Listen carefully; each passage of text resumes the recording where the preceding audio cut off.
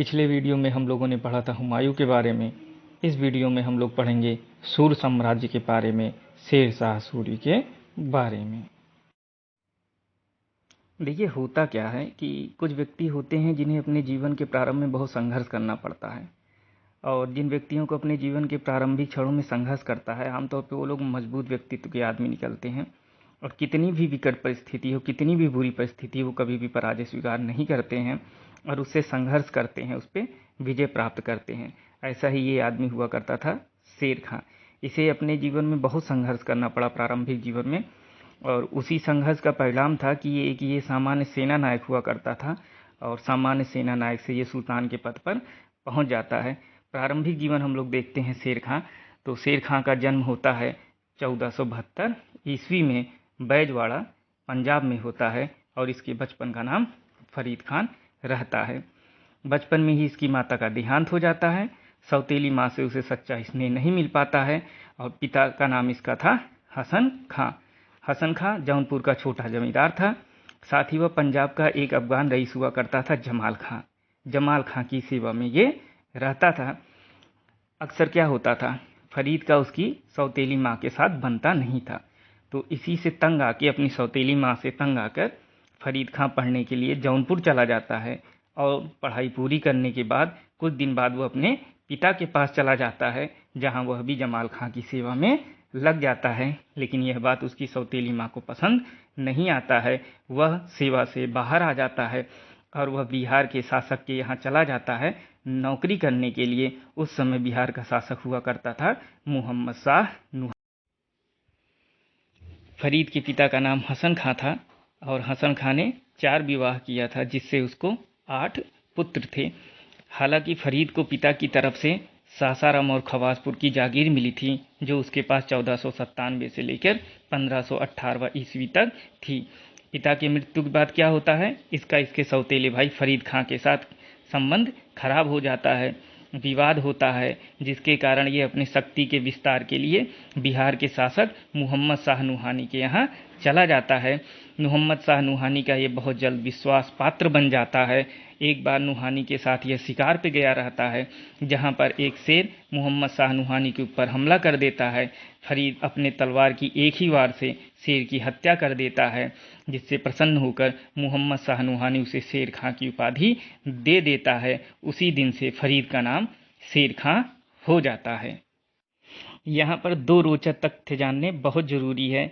एक है 1528 ईस्वी में बिहार का सुल्तान जो हुआ करता था मोहम्मद शाह नुहानी, उसकी मृत्यु हो जाती है, और फरीद शेर शाह क्या करता है, उसकी विधवा डूडू बीवी से विवाह कर लेता है। इसके फलस्वरूप वो क्या हो जाता है, बिहार साम्राज्य का सूबेदार हो जाता है। इसी तरह 1530 ईस्वी में चुनार के किले का किलेदार हुआ करता था ताज खां, उसकी मृत्यु हो जाती है, और वह उसकी विधवा लाड मलकिया से विवाह कर लेता है। इस प्रकार इसे चुनार मिल जाता है। चुनार के किले पे कब्जा होने के बाद इसको ढेर सारा धन प्राप्त होता है, जिसका उपयोग ये अपने शासन के विस्तार के लिए करता है। शेर शाह जब बिहार के शासक की सेवा में था, जो उस समय हुआ करता था मोहम्मद शाह नुहानी, उसकी सेवा में जब ये था, तो ये बहुत जल्द ही उसका विश्वास पात्र बन जाता है। लेकिन कुछ दिनों बाद कुछ घटनाएं ऐसी होती हैं जिससे यह विश्वास खो देता है, और वह बिहार के शासक की सेवा से मुक्त होकर कहाँ चला जाता है, बाबर की सेवा में। और वह बाबर की तरफ से चंदेरी का युद्ध करता है। और पहले स्लाइड में जो ऊपर लिखा हुआ है, अगर भाग्य ने मेरी सहायता की और सौभाग्य मेरा मित्र रहा, तो मैं मुगलों को सरलता से बाहर निकाल दूंगा, यह शब्द शेर शाह सूरी ने चंदेरी के युद्ध में ही बोला था। यह वही स्वप्न था जिसे राणा सांगा देखता था। हालांकि राणा सांगा अपना यह स्वप्न पूरा नहीं कर पाया। इस स्वप्न को पूरा किया शेर शाह सूरी ने। बिहार का शासक मोहम्मद शाह नुहानी कुछ दिनों बाद मृत्यु हो जाती है इसकी 1528 ईस्वी में। यह एक बार फिर से बिहार आता है, और उसकी विधवा डूडी बीवी से विवाह कर लेता है बिहार आने के उपरांत, और यह बिहार का सूबेदार बन जाता है। बिहार का सूबेदार बनने के बाद यह सबसे पहले 1529 ईस्वी में बंगाल पर अभियान करता है, और वहां का शासक नुसरत शाह को पराजित कर देता है, और हजरत आला की उपाधि धारण करता है। सुल्तान बनने से पहले शेर खां का दो महत्वपूर्ण अभियान होता है। एक होता है इसका चौसा का और दूसरा होता है बिलग्राम का। चौसा के युद्ध में ये क्या करता है, हुमायूं को पराजित करता है। हुमायूं किसी तरह से प्राण बचा के भागता है। इस विजय के बाद क्या होता है, इस विजय के बाद शेर खां शेर शाह की उपाधि धारण करता है, अपने नाम के खुतबे पढ़वाता है और अपने नाम के सिक्के ढलवाता है। चौसा के बाद इसका फिर से एक बार संघर्ष होता है बिलग्राम के मैदान में हुमायूं से। इस बार हुमायूं के साथ उसके दो भाई हुआ करते थे, हिंदाल और अस्करी। इसके उपरांत भी हुमायूं की पराजय होती है। हुमायूं देश छोड़ने के लिए विवश हो जाता। बिलग्राम के युद्ध के बाद दिल्ली पर शेर शाह का अधिकार हो जाता है और दिल्ली पर सूर साम्राज्य की स्थापना हो जाती है। अब हम लोग देखते हैं कि जब ये सुल्तान बन जाता है उसके बाद इसके सैन्य अभियान कौन कौन से थे। पहला सैन्य अभियान ये करता है सुल्तान बनने के बाद 1541 ईस्वी में खोखरों के विरुद्ध करता है, क्योंकि खोखर आए दिन मुगलों की मदद किया करते थे और लूटपाट मचाया करते थे, इसलिए यह अभियान उसके लिए आवश्यक हो गया था। हालांकि ये अभियान पूर्ण रूप से सफल नहीं हुआ, किंतु फिर भी ये खोखरों की शक्ति को क्षीण करने में सफल हुआ और रोहतासगढ़ के किले का निर्माण कराया। रोहतासगढ़ किले में हैबत का एवं खवास खां के नेतृत्व में सैन्य टुकड़ियों की तैनाती की, जो उसके पश्चिमी सीमाओं की सुरक्षा करती थी मुगल सैनिकों से। 1541 ईस्वी में खोखरों के विरुद्ध अभियान के बाद इसका दूसरा जो अभियान था वो था बंगाल का अभियान। 1541 में ही इसको करना पड़ता है। दरअसल खिज्र खां जो सूबेदार हुआ करता था बंगाल को, स्वयं को स्वतंत्र शासक की तरह मानने लगा था। अपने नाम के खुतबे पढ़वाता है, सिक्के ढलवाता है। इसके इस विद्रोह को दबाने के लिए स्वयं शेर खां बंगाल जाता है और खिज्र खां को पराजित करता है, बंदी बना लेता है। दोबारा विद्रोह ना हो इसके लिए ये क्या करता है, बंगाल को 19 सरकारों में बांट देता है। उस समय सरकार का अर्थ हुआ करता था जिला। जब हम लोग देखेंगे यहाँ शेर शाह के जो साम्राज्य प्रणाली है उसमें हम ये पाते हैं कि इसका जो सबसे ऊंचा विभाजन था राज्य का वो हुआ करता था सरकारों का। इसके यहाँ पे राज्य की जैसी कोई सीमाएं नहीं हुआ करती थी। ये अपने साम्राज्य को राज्यों में नहीं विभाजित किया था। तो ये क्या करता है, फिर से कोई विद्रोह ना हो इसके लिए बंगाल को 19 सरकारों में बांट देता है, यानी 19 जिलों में बांट देता है।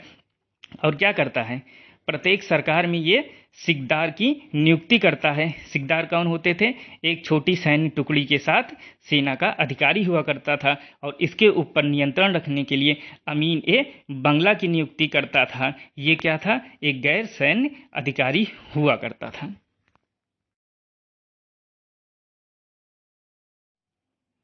बंगाल के विद्रोह को दबाने के बाद ये मालवा पर अधिकार करने के लिए आगे बढ़ता है। गुजरात का शासक बहादुर शाह हुआ करता था। बहादुर शाह की मृत्यु हो जाती है। उस समय जो मालवा का सूबेदार हुआ करता था मल्लू खां, मल्लू खां क्या करता है, कादिर खान के नाम से अपना राज्याभिषेक कर लेता है, अपने आप को सुल्तान घोषित कर लेता है, अपने नाम के खुतबे पढ़वाता है, अपने नाम के सिक्के ढलवाता है।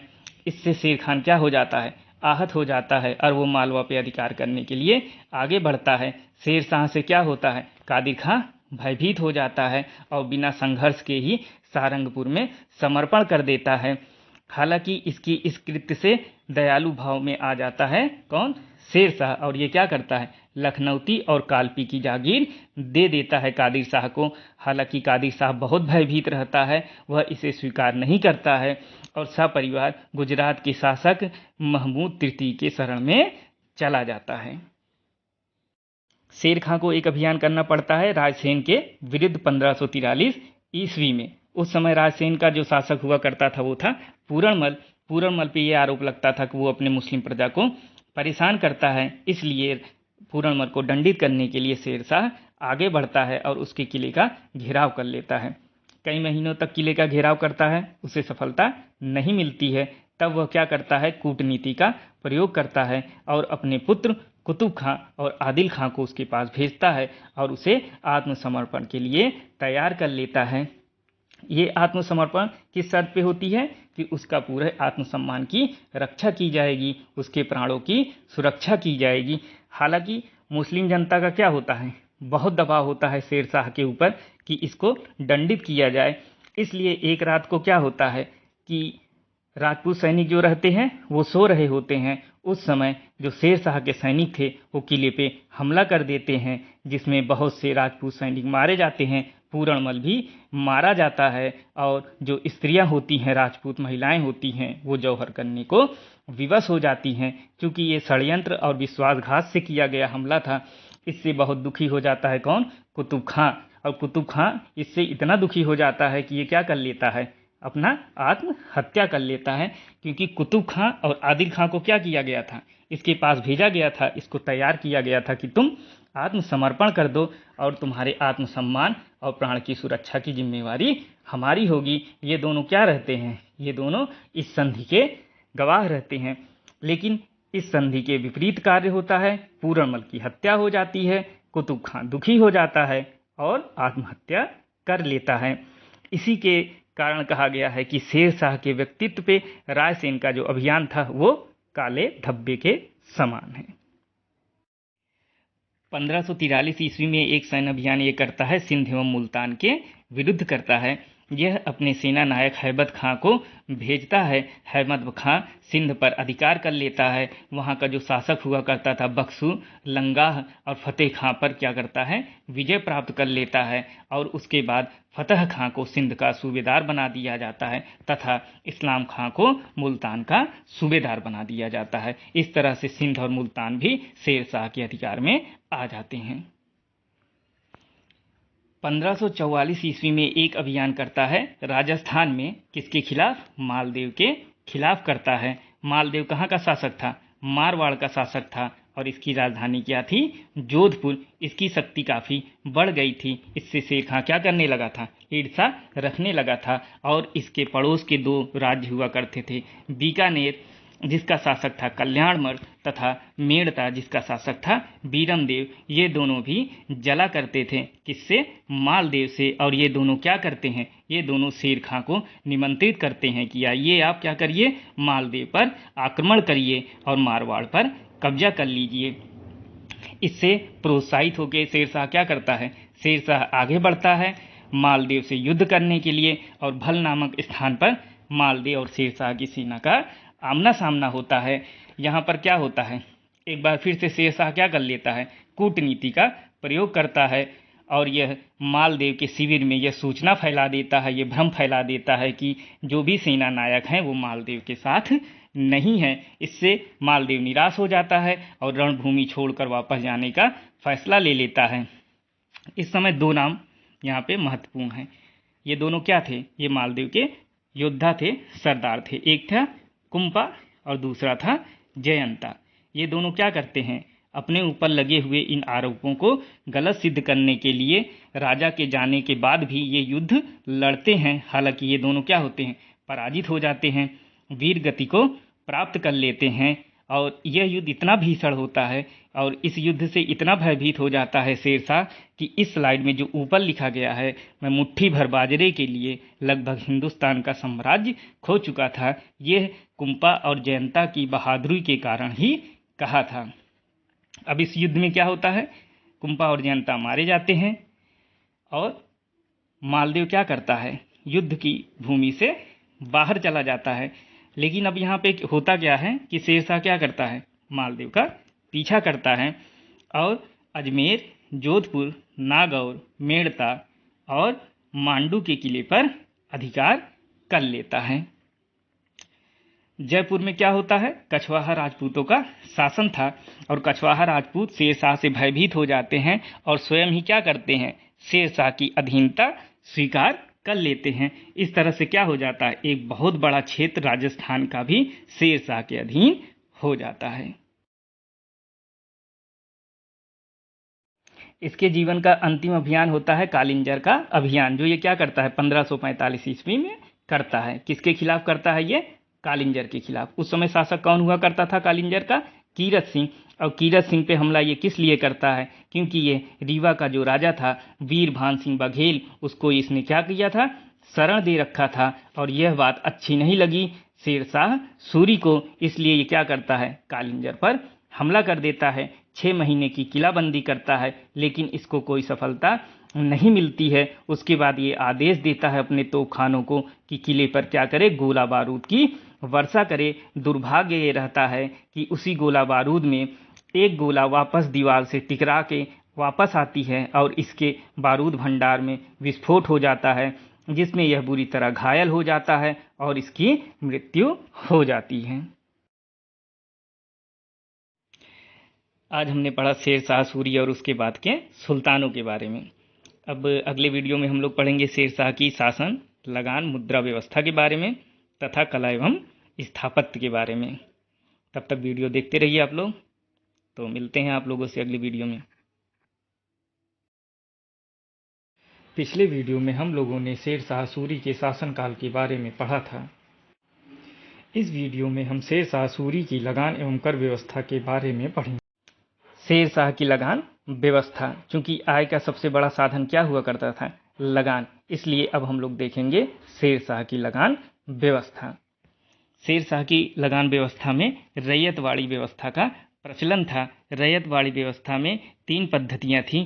पहला था गल्ला बक्सी या जिसे बटाई भी कहते थे, दूसरा था कनकूत और तीसरा था नस्क। और बटाई में 3 पद्धतियां थीं। पहला खेत बटाई, लंक बटाई और रास बटाई, जिसमें खेत बटाई में क्या होता था, बुआई के तुरंत बाद ही खेतों को बांट लिया जाता था लगान की भूमि के अनुसार। लंक बटाई में आपका उपज हो जाता था, खलिहान में अनाज लाया जाता था और बिना भूसे के सरकार अपना हिस्सा ले लेती थी। और रास बटाई में भूसा निकालने के बाद सरकार अपना हिस्सा ले लेती थी। हालांकि शेर शाह के समय में नगद और जिन्स मतलब कि उत्पाद के दोनों के रूप में आप लगान दे सकते थे। हालांकि नगद में लेना अधिक पसंद किया जाता था। अब कितना लगता था लगान? लगान जो था आपका उपज का 1/3 भाग लगता था। केवल मुल्तान में 1/4 लगता था। और मुल्तान में एक चीज़ और ध्यान देने वाली बात है, वहाँ पर रैयतवाड़ी व्यवस्था की प्रचलन नहीं था। वहाँ पर क्या होता था, बटाई पर होता था। ठीक, इतना समझ में आ गया। अब हम देखते हैं केवल लगान ही नहीं देना पड़ता था किसानों को, लगान के साथ साथ कुछ और शुल्क देने पड़ते थे। जैसे आज हम लोग उपकर देते हैं, सेस देते हैं। जैसे किसानों को एक जरीबाना या सर्वेक्षण शुल्क देना पड़ता था, एक मुहासिलाना या कर संग्रह शुल्क देना पड़ता था। जरीबाना कर होता था 2.5% का, यानी 2.5% का, और मुहासिलाना ये कर हुआ करता था 5% का। इसके अलावा क्या होता था, पूरे कर पर 2.5% अतिरिक्त देना पड़ता था।